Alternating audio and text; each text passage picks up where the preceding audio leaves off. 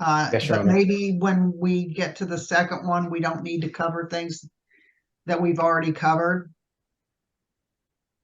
I mean, if you guys didn't agree to it, I don't want to force it on someone that hasn't agreed. There is no agreement. Okay. All right. Well, we're going to start with Bueno then. Yes, Your Honor. I'd like to reserve 5 minutes, if I may, Your Honor. All right. You can. You ready for me to proceed? Yeah, I am. Yes. Please go ahead. Thank you. May it please the court, Your Honor. My name is William Cassidy. I am here on behalf of the appellants, Ideal Image Development Corporation of Florida. Ideal Image Development Corporation and Ideal Image of Missouri, LLC. The appellee is Hannah Bueno. As the court may know from the briefs, this is an issue that arises from an employee obligation agreement that Ms. Bueno executed prior to start of her employment with Ideal Image. The issues really come down to a very narrow set of facts, and that is whether the employee obligation agreement is a contract undertaking or a some sort of otherwise agreement or undertaking for employment. And Chapter 685 really is the sole focus of the issues. There are some things that I think the parties ostensibly agree upon. So in terms of narrowing the issues, I believe the appellee has made it clear in her brief that Chapter 685 does allow for parties to obtain jurisdiction over the court to obtain jurisdiction over a party outside of the state solely through a contract. So can I? Yes. So the If I employment. may, Mr. Oh, I'm sorry, Judge Atkinson. Would you like Go to? ahead. We both jumped in at the same time. But Mr. Cassidy, let me just at least to lay the framework. You did not pursue long arm jurisdiction in this case. We could all agree to that, correct? Only from the standpoint that Chapter 48 allows long arm jurisdiction through Chapter 685, but not independent of that. No, Your Honor. All right. And so now the whole focus is Section 685. And as you know, there's an exception to that, whether or not, I mean, the big key here, is it an employment contract or it's not an employment contract? And this is where you go through the actual language that's been signed by the parties. And help me out, Mr. Cassidy, because the language there, the whole predicate has been what? Contract for employment, contract for employment, contract for employment. How do you respond to appellee's argument that this is strictly an employment contract, which will take it out of the purview of 685? Yes, Your Honor. The issue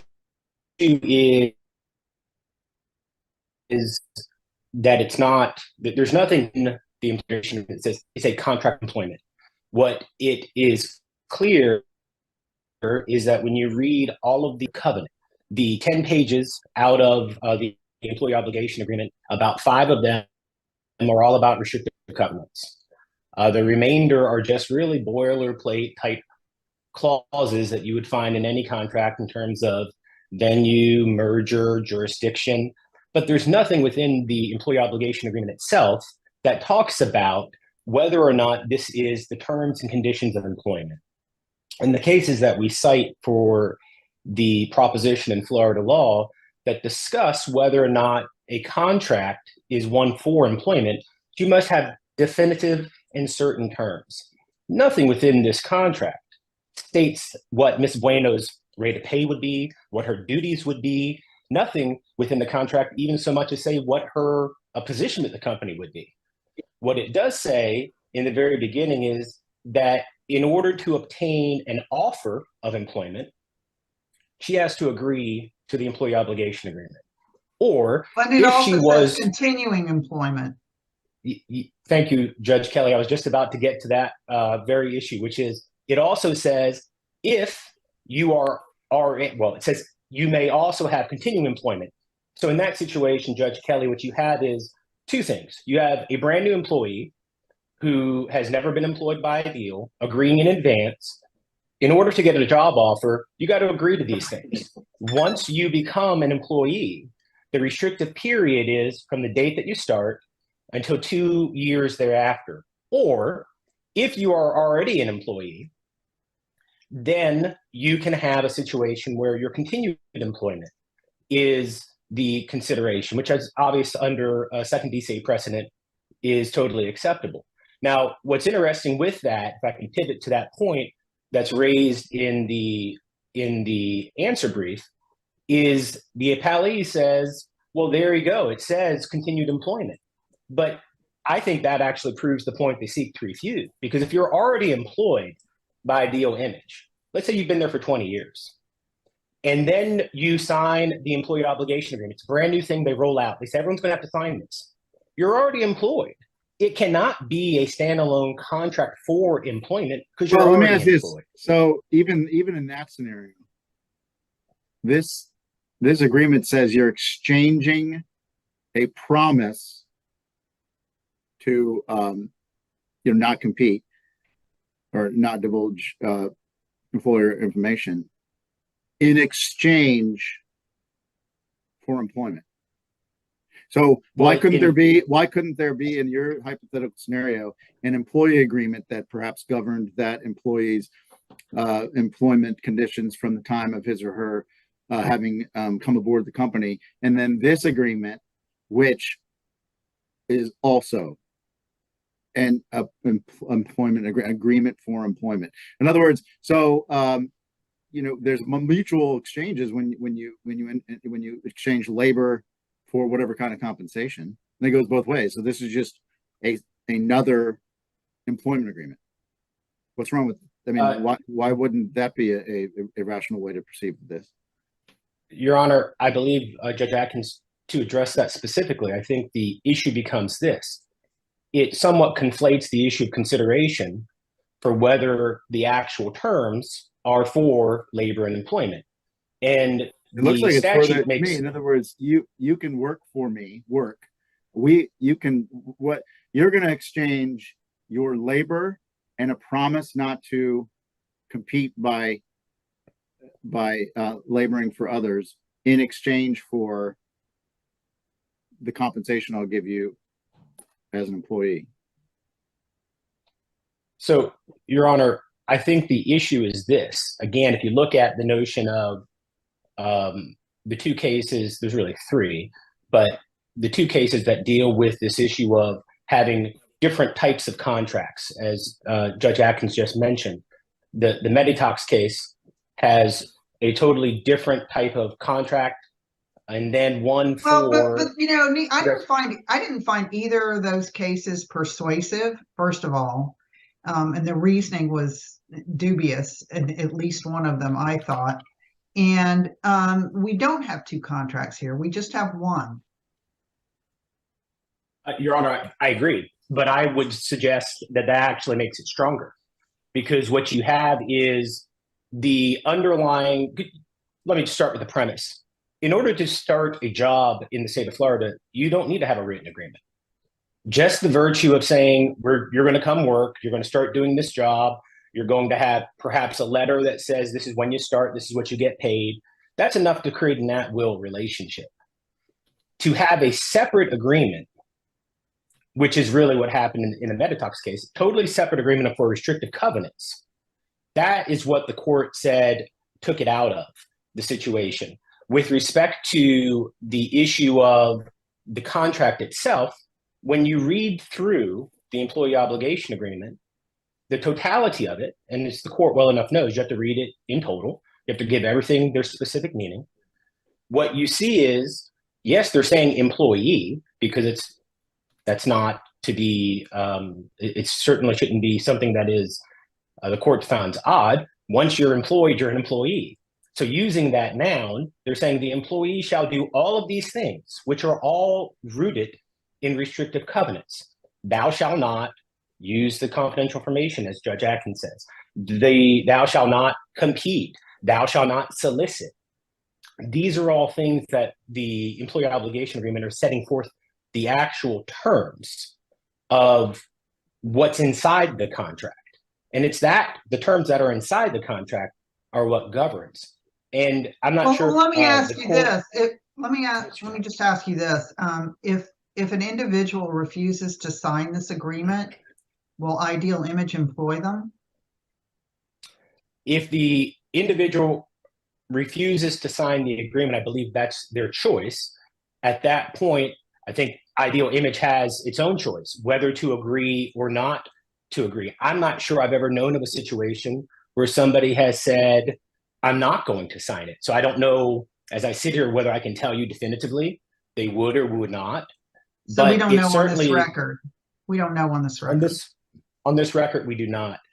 So let me Another ask this. issue, So, were you Yes, Your responding to Judge Kelly, or were you going to move to another? I was just going to make one other point to Judge Kelly. Okay. And that was one somewhat of a belated apology in terms of yesterday, as I was going through my final briefing of putting stuff together, I found one other case that was decided in March that we filed as a notice of supplemental authority. I apologize to Mr. Zarat and Mr. Griffin. Wasn't trying to sandbag him. I literally just found it about 10 minutes before. I'd looked previously. It wasn't there the last time I looked when we were set for oral argument. But the issue in that case, which Well, is I just want to stop. Excuse me. I just Yes. want to stop you because it was just filed this morning. I actually had read that case. I don't know about anyone else. I'm familiar with it, but I don't think we should discuss it Fair enough. during the argument. We all have it. It's available, but I don't think it's fair to discuss it. Fair enough, Your Honor. I think under the rule, I could do it yesterday, day before. I could do it after. But the court has it. The court can give it the weight that it Well, believes to. you can file it whenever you want, but that doesn't mean I'm going to let you argue it this morning unless Mr. Zarat has seen it and he's prepared to respond. Yes, Your Honor. I understand. So let me ask you about case law then. So what case do you have in which there was a covenant not to compete or some sort of restrictive covenant that was a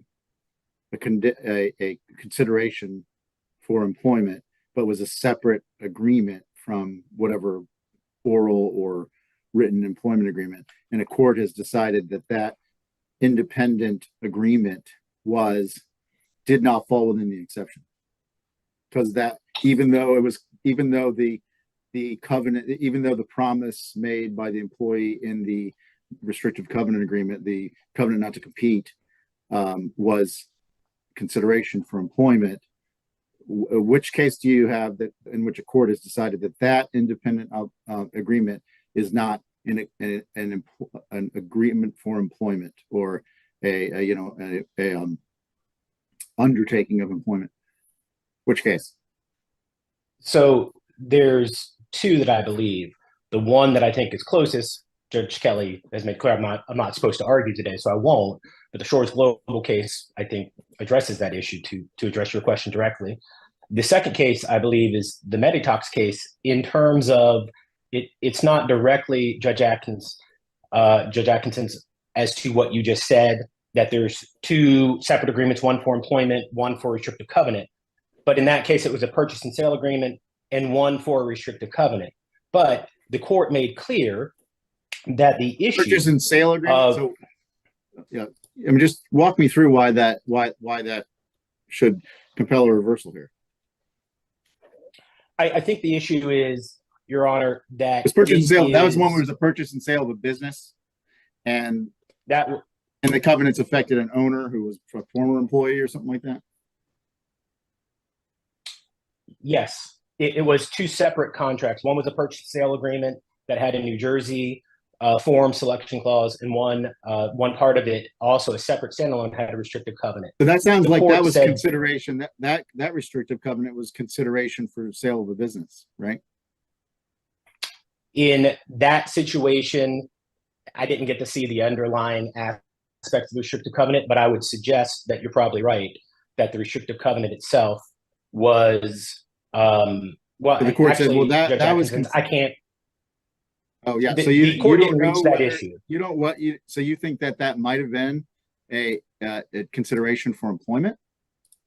It's unclear from what I could see from the case itself. It doesn't go back in time and say this is when we entered it.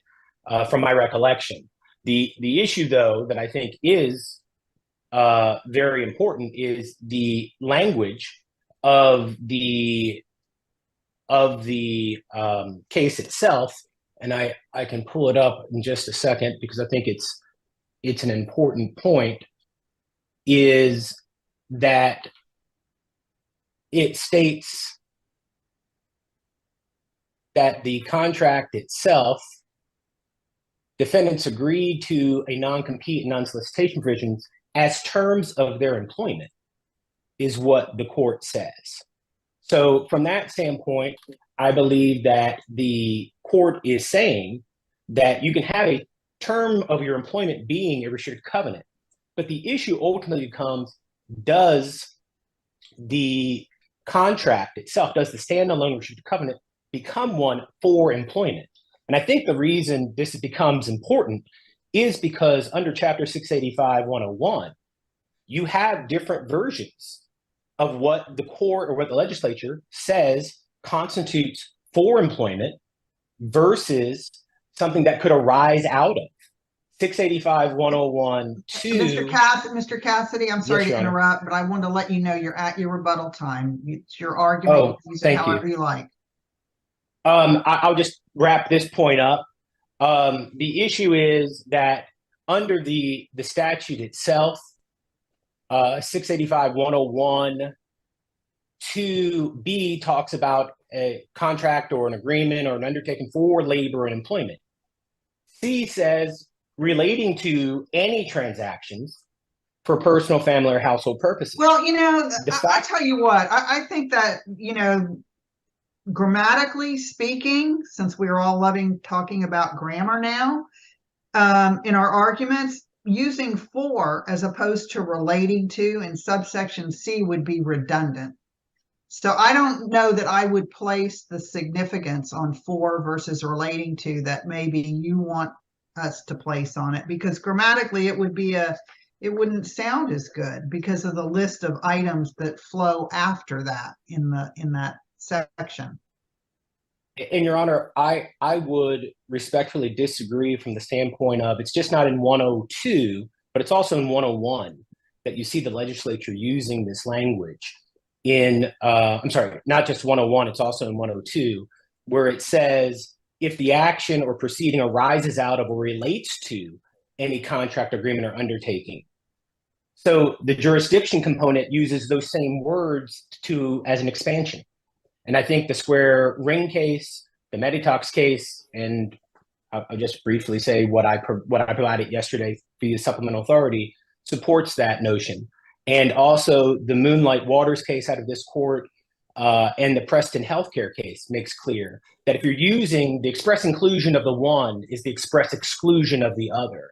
So if the statute is using it in one spot, the legislature is using it in one spot, I think it excludes it in another. And lastly, and I'll stop here, is the notion of if the legislature wanted to exclude issues related to restricted covenants, they could have easily have done that because they did that with banking. They wholesale exempted issues with banking under 655.555. And if they wanted to do it for restricted covenants, they could have easily have done the same with respect to the restricted covenant statute. They didn't. If you allow it to be read in the way that it's being read by the trial court, then all restricted covenants would be subsumed under the safe harbor. So that's what I have. Not Your all Honor, restricted covenants. I mean, not, for instance, if we read Meditech to mean a restricted covenant attended to the sale of a business or something like that. Well, I think all restricted covenants that unless you have two separate and distinct employment contracts. So every time you hire an employee, you have to say, here's your employment contract and here's your standalone restricted covenant. Because what Ideal did is said, we're going to hire you in this position for this wage and you're going to do these things.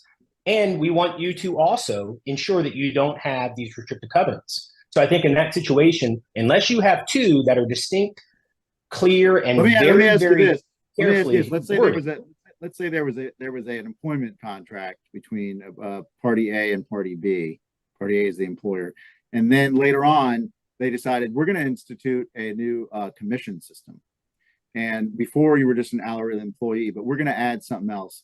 And for if you get 10 sales a month, you get 10% of those sales. And would you say, and then in that they said, but as a condition of this compensation agreement, you have to agree to this new covenant not to compete. So that's two separate employee agreements. The first one was the one where it said it laid out all the basics of the employment. The second one only regarded this new compensation, this new commission program. So you're saying that second one's not an employment contract?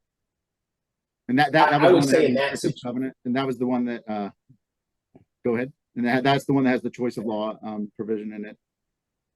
What I would say is that someone should seriously talk to their attorney if they draft it like that, because under Florida law and second DC precedent, you don't have to tie it to provision in that second contract be considered a choice of law provision in an employment contract, in an agreement for employment. In the exact format that you said it, Judge Atkinson. Yes, I think the difference though is so here you would is not a separate have to tie agreement it for some to other consideration. So this is the same thing. It's just some other consideration. It's just for employment. But anyway, go on. I'm eating into your rebuttal, so I'm sure you can.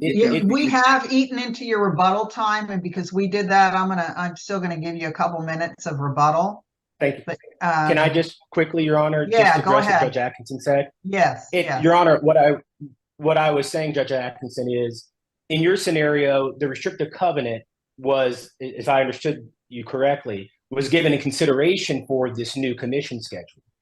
However, under Florida law, you wouldn't need to do that. Continued employment would be enough.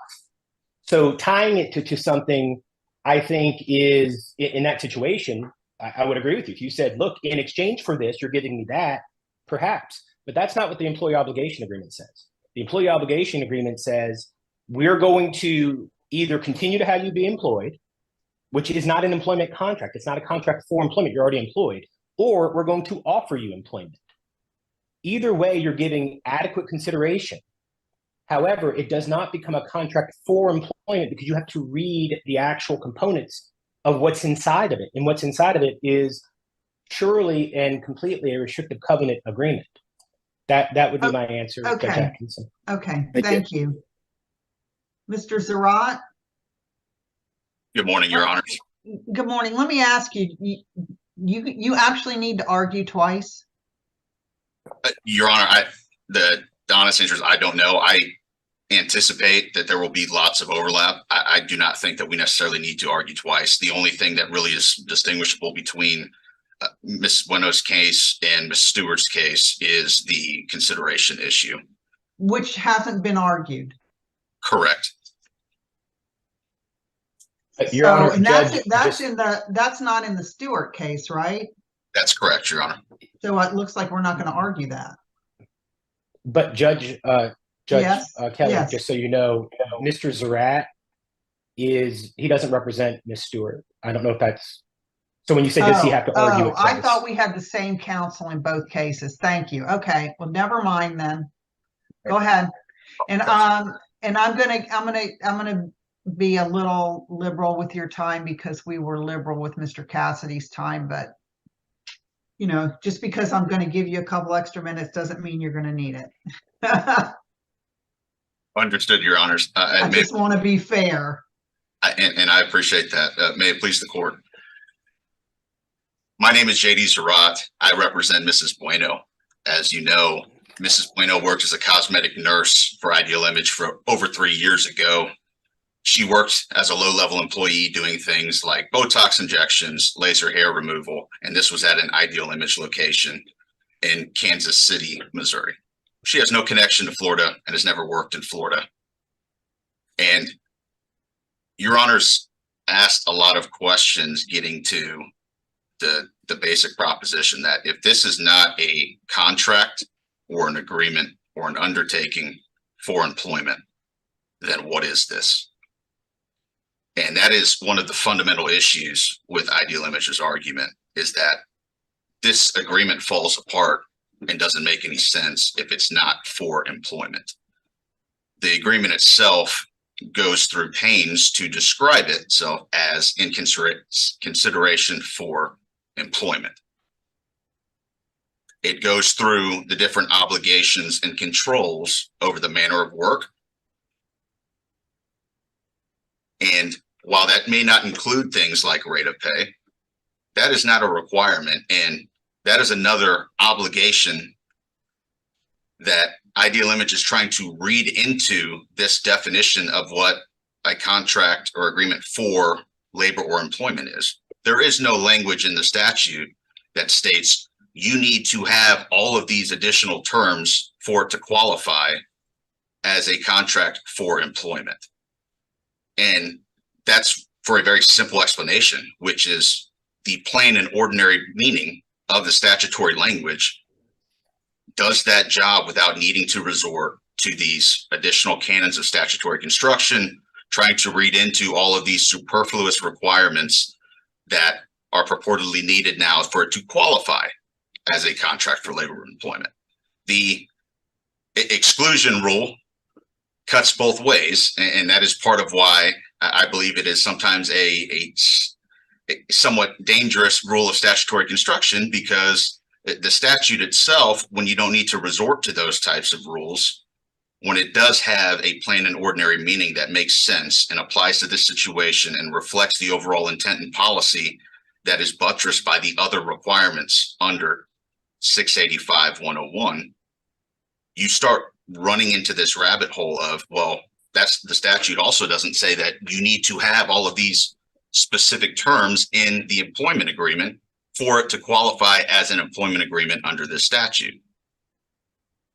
That argument also ignores the fact that there is no requirement in Florida that you need to have those terms in an agreement. And that very much flows naturally with the reality that not only was this agreement itself an at-will employment agreement, it goes out of its way to expressly label itself as for at-will employment. That is not something that is an accident. That is something that usually gives the employer significant flexibility to do some of the things that Judge Atkinson mentioned in one of his questions, which is changing compensation, being able to have flexibility in the hours, the title, and the positions. And the problem with putting some of those things in a contract, certainly from an employer's perspective, is now you are stuck with that as an obligation. You have to stay within those parameters if that changes. So Ideal Image should not be able to benefit from reading this extra requirement into this statute. And beyond that, it's just not something that the statute requires, and it could have required that. It could have gone into more detail. And the most reasonable reading of the statute is that the legislature didn't feel the need to add all of those conditions that Ideal Image is trying to read into the statute, because the language itself is clear enough. Right, they didn't add a definition section. That's correct, Your Honor. And that is something that the legislature is certainly more than willing to do if it needs to start parsing out and defining these terms. And that really highlights one of the dangers of, falling into this rabbit hole of trying to talk about, let's figure out a way how this agreement that does not make any sense if we're not talking about it being for employment, that says it's for employment, refers to Mrs. Bueno as an employee, goes into all these obligations that would not be valid or be able to stand because they are the sole consideration from Ideal Image, for Mrs. Bueno to give in exchange for the consideration of employment. We would not be here. None of this makes sense if this was not for employment. And the cases themselves, I think, is very telling that the only two cases that really even talk about and that are cited and relied on so heavily, because they have to be by Ideal Image in this case, is the Square Ring case and the Meditox case. Briefly, the Meditox case, again, we are talking about a membership interest purchase agreement. That's what that case was about. It had two separate agreements at issue. There is not a single mention or analysis of the safe harbor exemption dealing with for labor or employment under 685-101. And that's because that was a completely different context in that case, where you are talking about sophisticated commercial parties in a transaction where they are selling their business. And it's also well settled under Florida law that the restrictive covenant specific statutes also treat the sale of a business or ownership interest very differently than it treats your run-of-the-mill employment situation where you're dealing with an employee.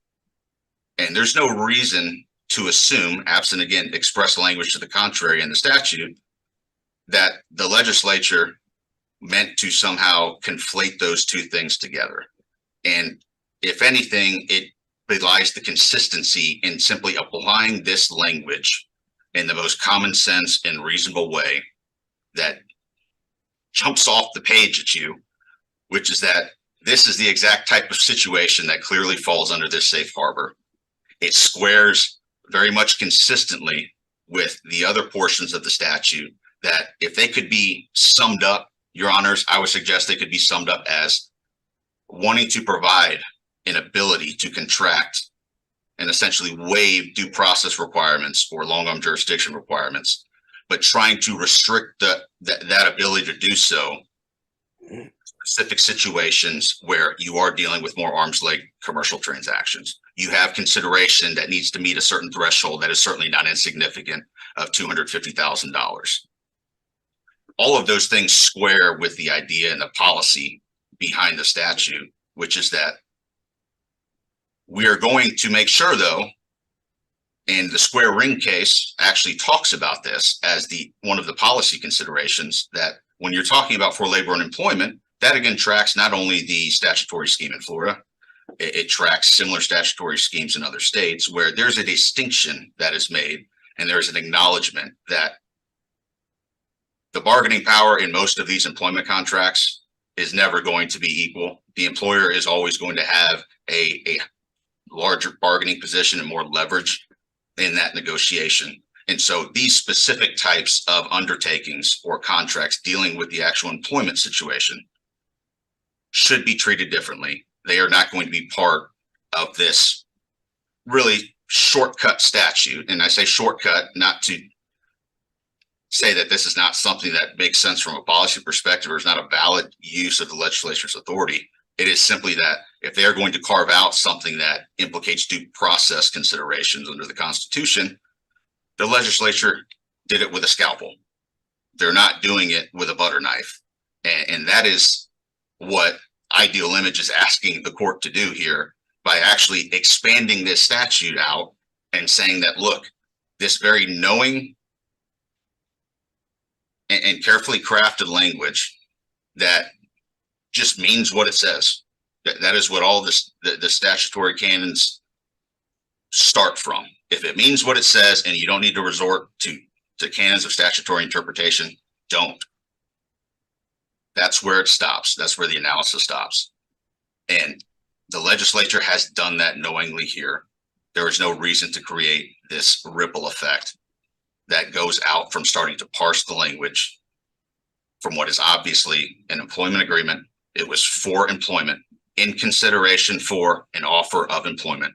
That's what this whole agreement and relationship was about. We would not be here but for Mrs. Bueno getting employed because she executed this agreement for her employment with Ideal Image. The square ring case, Your Honors, I do think it's also very telling that that specific case cuts directly against the proposition that Ideal Image tries to argue it for, which is that the square ring case took a look at and explicitly says that if there's a situation looking at labor, talking about unskilled manual work, I'm certainly not going to argue that Mrs. Bueno. Oh, that was one of the issues I had with the case. They don't even look at labor. They look at laborer. Right. Like, okay, that's not in the statute.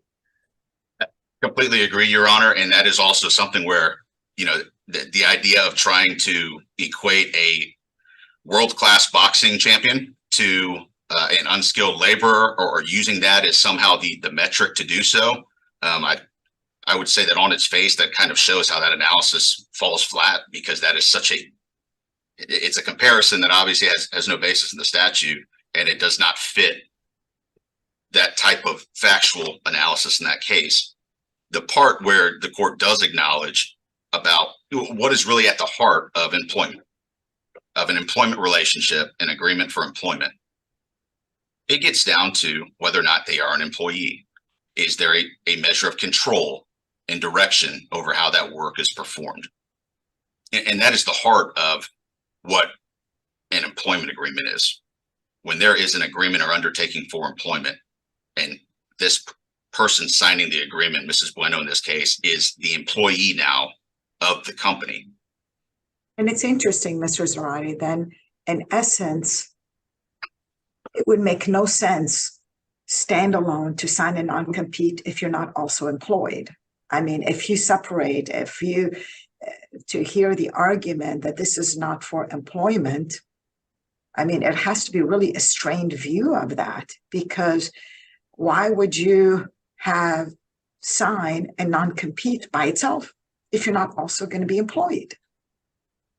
Correct, Your Honor. And I believe Judge Atkinson started touching on one of the critical distinctions that shows that there is a viability for certain situations where restrictive covenants don't necessarily have to fall under this safe harbor exemption. And that was the very different scenario, again, of selling an ownership interest, selling a business.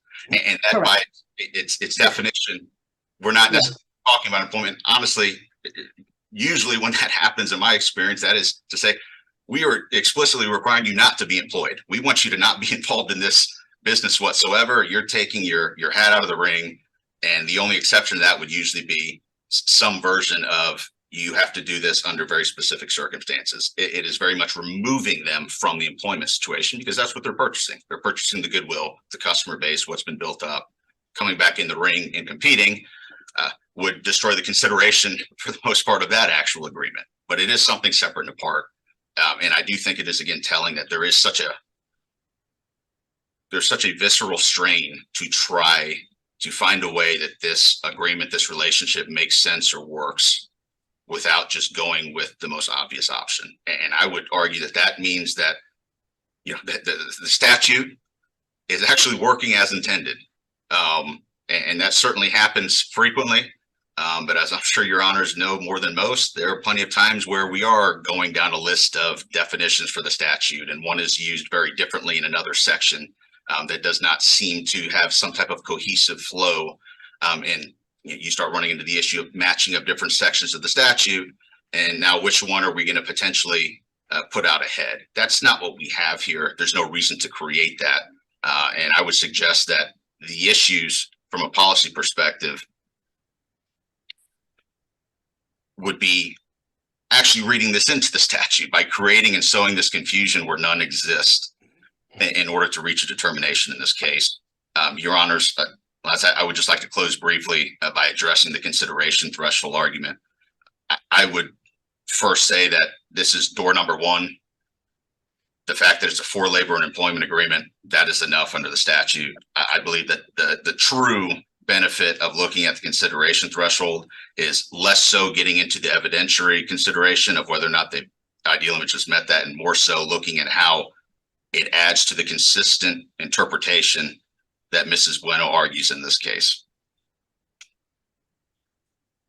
Thank you. Thank you. All right, Mr. Cassidy. Yes, Your Honor. I'm going to give you 3 minutes. Thank you, Your Honor. I'll start quickly where Mr. Zarate left off. The consideration issue wasn't addressed by the court, the lower court. Case law makes clear in order to have it addressed on appeal, it should be first addressed by the lower court. If you're going to address it, the amounts are unrefuted in terms of what the amounts of the consideration related to the obligations of the restricted covenants are.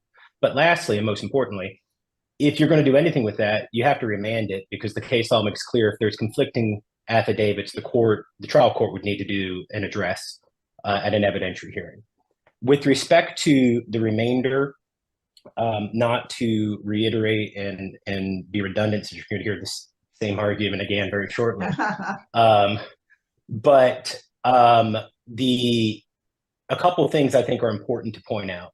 One, Metatalks makes very clear again, as I said to Judge Atkinson, that the restricted covenants were a term of employment. Nobody is suggesting that Ms. Bueno was not employed. That's not an issue.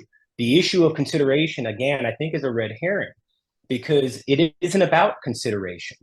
In the end, you can be employed. As Judge Kuzum said, you can be an employee. You would expect that if you're not going to sign this thing unless you're employed. That's why the restrictive period starts at the time of employment. But I go back to what I said to Judge Atkinson. If you're there for 20 years and Ideal Image says, hey, we're going to start this new restricted covenant program, and you need to sign this agreement now, the continued employment is consideration. But that doesn't make the restrictive covenant in and of itself a contract for employment. I think you have to look at the terms of the agreement itself and see what is being discussed. And as Mr. Zarat said, and I think it actually doesn't cut against us, I think it proves the point he seeks to refute, in the Square D case, the Square Ring case, when they talk about the measure of control, what they're saying is, what does the contract say? In that, the boxer had to do certain things at certain times. The promoter was telling him where he was going to fight, what he was going to do. Here, the at-will employment provision in subsection 2 of the employee obligation agreement makes clear, it says that nothing contained herein shall in any way alter the employment at-will relationship. It doesn't say it creates it. It says you already have certain obligations in terms of your employment status. This doesn't change anything. It's adding to it.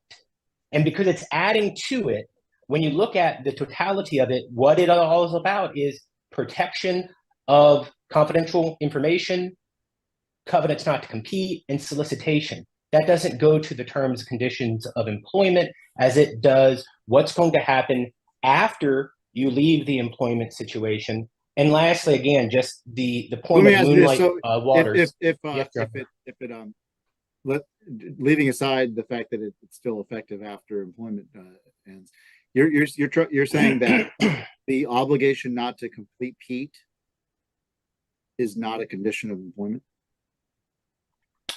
I'm saying that the agreement to enter into it is clearly either the obligation to get the job offer, or if you're going to continue to be employed by Ideal Image. It goes back to what Judge Kelly asked me. You just said, what would happen if they didn't sign? You just said this covenant not to compete, the covenants agreed to in this document called an employment agreement. You just said that those were not a condition of employment. What I was suggesting, Your Honor, that statement? What I'm suggesting is in terms of rate of pay, what your job duties are. There could be other component. Conditions of employment, but are you saying this is not a condition of employment? I'm saying in order to work for Ideal, they require you to sign this agreement. However, you could already be employed by Ideal and still have to sign the agreement. So in both scenarios, isn't it a condition of employment? Whether it's a condition of employment doesn't make it a contract for employment. Otherwise, it would say arising out of or related to employment. And I would disagree, Judge Atkinson, that it doesn't say it's an agreement for employment. It says it's an employee obligation agreement, saying what are the obligations of the employee, and the context of it is the restrictive covenants. I think my time is up, Judge Kelly. You're on mute, Your Honor. Your time is up, but you're going to have more. I've got to remember to unmute. Thank you both. And I apologize for not recognizing until you told me that there were different attorneys, because for some reason, even though I have a docket, I thought it was the same counsel in both cases. Your Honor, I think part of that confusion was there was a third companion case that I previously represented was forced to withdraw from, but that also started with the letter S, just to make sure it was. Okay, well, thank you for covering for me there. I think I just misread it, but I appreciate that. Okay, so now we're going to move on to Ideal Image versus Stewart. Thank you, Mr. Zarat. Thank you, Your Honor.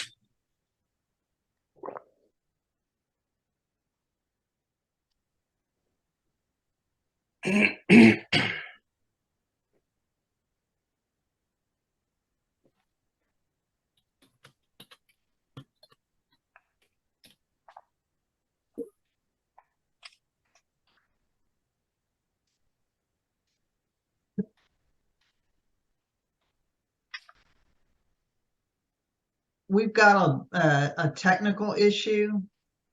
We're